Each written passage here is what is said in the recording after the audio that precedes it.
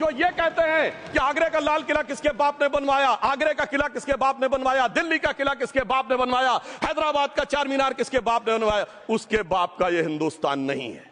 और उसके बाद भी जो आप करना चाहते हैं, अगर इस रास्ते में आप कांटे बिछाना चाहते हैं तो उनके लिए एक लाइन कहना चाहता हूं, सभापति महोदय, तेरी तमन्ना है पर हम खार न बोने देंगे। खार कांटों को कहते हैं। तेरी तमन्ना है पर हम खार न बोने देंगे, तुझे हम राह की दीवार न होने देंगे। तू सबको रौंद कर आगे जो निकलना चाहे, हम तेरी इतनी भी रफ्तार न होने देंगे। और इसीलिए हमारी सरकार ने इस विषय के ऊपर एक सही और सटीक प्रयोग करने का प्रयास किया है। मैं दूसरी बात यह भी बताना चाहता हूं, हमारे डीएमके के तिरुचि शिवाजी ने अनायास अकारण यह बात बोली थी कि उस समय जब जिन्ना का उल्लेख करते हुए उन्होंने कहा कि पार्टीशन के समय, तो मैं उनके सुलभ संज्ञान के लिए बता देता हूं, 1946 की कॉन्स्टिट्यूएंट असेंबली में मद्रास प्रेसिडेंसी में 30 आउट ऑफ 30 सीट्स जो थी वो मुस्लिम लीग ने जीती थी विद 95% ऑफ वोट्स, और एक भी मुस्लिम वहां के बाद बाहर नहीं गया।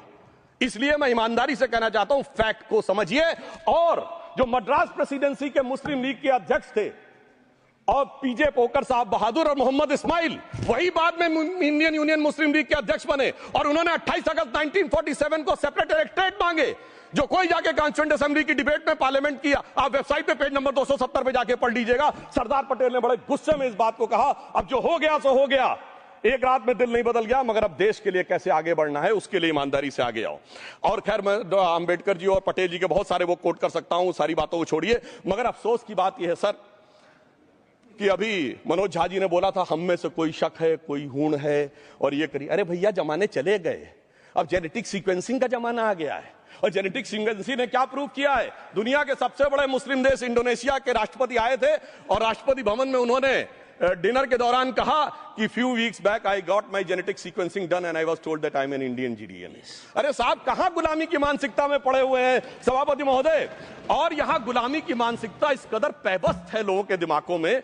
किसी सदन के एक सदस्य यहां विराजमान है, वो उस समय महाराणा सांगा का उल्लेख कर दिए।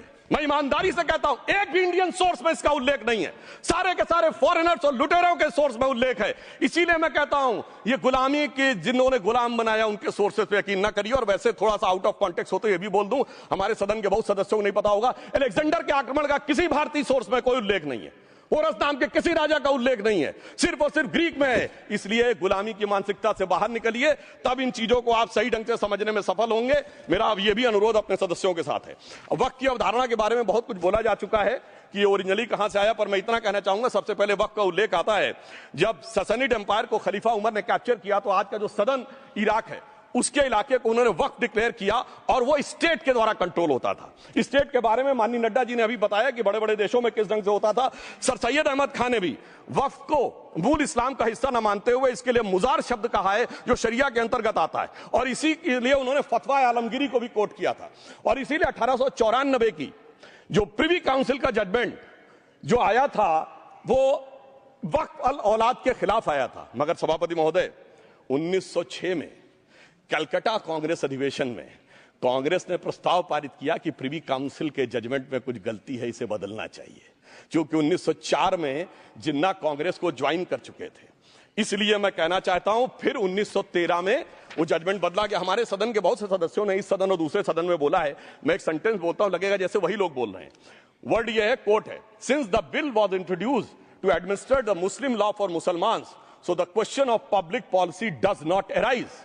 लगता है जैसे हमारे कोई सदस्य में बोल रहा हूं। सर, ये मोहम्मद अली जिन्ना ने अप्रैल 1913 में ही used this word while moving the report of the select committee to the imperial legislative council. Sir, 1913 से 2013 तक भाषा ही नहीं बदली, और आज भी भाषा नहीं बदल रही है। हमें ईमानदारी से, और उस समय यूपी और बंगाल ने उसका विरोध किया था, आज यूपी और बंगाल के लोग किस तरीके से साथ में है वो पूरी तरीके से दिखाई पड़ता है। इसलिए हम ये कहना चाहते हैं, हाँ, एक प्रश्न बहुत उठाया जाता है कि केवल मुस्लिम ही वक्फ को क्यों दान दे सकता, ऐसा वक्फ बोर्ड में क्यों संशोधन किया गया। मैं ईमानदारी से कहना चाहता हूं, ऐसा नहीं कि मैं इस्लामिक मामलों का बहुत बड़ा आलिम फाजिल जानकार हूं, मगर इस्लाम में बहुत साफ मान्यता है कि जो गैर मुस्लिम है उसकी इबादत अल्लाह कबूल नहीं कर सकते, उसकी दुआ कबूल नहीं होगी तो दान कैसे कबूल होगा। साहब, हम इस्लामिक भावना का सम्मान कर रहे हैं। हमारे अल्पसंख्यक मंत्री गए थे तो वो मदीना में एक डेफिनेट लेवल तक जा सकते, उसके आगे नहीं जा सकते। अगर इबादत की इजाजत नहीं है तो साहब जायदाद की इजाजत कैसे हो सकती है? मुस्लिम भावना का सम्मान है, और अगर है तो कोई मुल्ला मौलवी मुफ्ती मुकर्रम बारी आज आके बता दे कि कबूल हो सकती है दुआ, तो हम दान भी कबूल करने के लिए तैयार हैं। और तो और छोड़िए साहब, जब आप कहते हैं कि हर चीज हलाल होनी चाहिए, तो साहब हलाल करने की प्रक्रिया नहीं, हलाल करने वाला भी मुस्लिम होना चाहिए, तब वो हलाल होता था। तो मैं पूछना चाहता हूं साहब, काटने के लिए तो हलाल होने के लिए मुस्लिम जरूरी है, और बांटने के लिए बगैर मुस्लिम के भी हलाल होगा? ऐसा तो नहीं हो सकता। तो जो हमारी सरकार ने किया है वो मुस्लिम भावना के सम्मान के लिए किया है। और जहां तक मैं कहना चाहूंगा, हिंदू समाज के बारे में बात करते हैं, हमारे यहां कोई प्रॉब्लम नहीं है। हमारे यहां कोई ऐसा नहीं कि हज पे कोई गैर मुस्लिम नहीं जा सकता। हमारे देखिए कुंभ में 50 लाख विदेशी आए थे, और किसी से नहीं कहा या कन्वर्ट हो जाओ। इसलिए मैं कहना चाहता हूं, हिंदुइज्म की धारणा और बाकी धारणा का जो तुलना करने का प्रयास करते हैं वो बहुत उचित नहीं है। मगर सभापति महोदय, इस वक्त में कई अद्भुत नजारे दिखाए। इस्लाम में जो काफिर से ज्यादा मुशरिक और शिर्क को बुरा माना गया, नहीं जो भगवान को माने ही नहीं। यहां देखिए वो लेफ्ट के लोग जो कहते धर्म एक अफीम है, वो आज खुदाई खिदमतगार बन के खड़े हो गए। सोचिए कैसा बदलाव आया है। और सर मुझे एक और चीज नजर आती है, एक पुराना गीत था, वक्त ने किया क्या हसी सितम। तो आज मैं कहना चाहूंगा, वक्त ने किया क्या हसी सितम कि मुस्लिम लीग और शिवसेना मिलके हो गए हम। और मैं कहना चाहता हूं, ये मुस्लिम लीग वो है जिसने सेपरेट इलेक्टोरेट की मांग की थी, और इस शिवसेना के उबाटा के हमारे इस सदन के एक सदस्य हैं। और सर हमारे साथ मुरली जी बैठे हैं, मुरली देवड़ा जी ने मुझे याद दिलाया, उन्होंने मिलिंद देवड़ा जी ने याद दिलाया, उन्होंने कहा एक जमाने में उन्होंने कहा था मुस्लिमों की नागरिकता छीन लेनी चाहिए। इसीलिए मैं कह रहा हूं, वक्त ने किया क्या हसी सितम, ये दोनों मिलके हो गए हम। और सर मैं इसके बाद एक टेक्निकल बात करना चाहता हूं। जब इन्होंने टाइम ड्यूरेशन हटा दिया था और बैक में पीछे जा सकते थे, तो मैं पूछना चाहता हूं सर कि जब ब्रिटिश हुकूमत आई तो उसने तो मुगलों सारी हुकूमत ले ली थी, तो उनका मालिकाना हक कैसे हुआ? सर 1707 के बाद तो इस्लामी हुकूमत दिल्ली से खत्म हो गई थी। एक आखिरी मुगल बादशाह शाह आलम के लिए तो बोला जाता था सल्तनते शाह आलम दे लाल किले ते पालम, यानी आज का IGI एयरपोर्ट।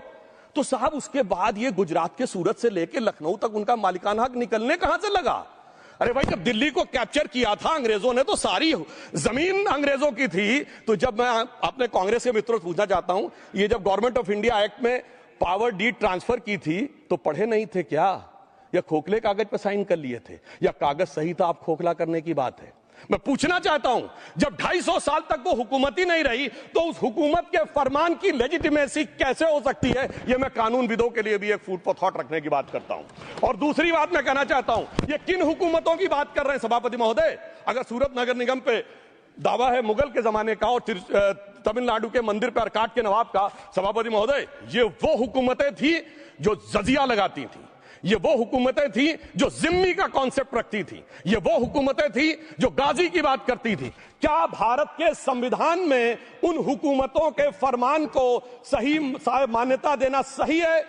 बिल्कुल गलत है। मैं कहता हूं बाबा साहब अंबेडकर के संविधान में यदि आप ऐसी हुकूमतों के फरमान को रखने की कोशिश करते हैं तो this is fraud on constitution. और हमारी सरकार ने अगर बैक डेट से वो बंद किया है तो उस फ्रॉड को रोकने की पूरी व्यवस्था की है। और यहां पर मैं ये भी कहना चाहता हूं सभापति महोदय, जमींदारी उन्मूलन 1948 में हो गया, मगर ये बाद में जमींदार कैसे क्रिएट हो गए?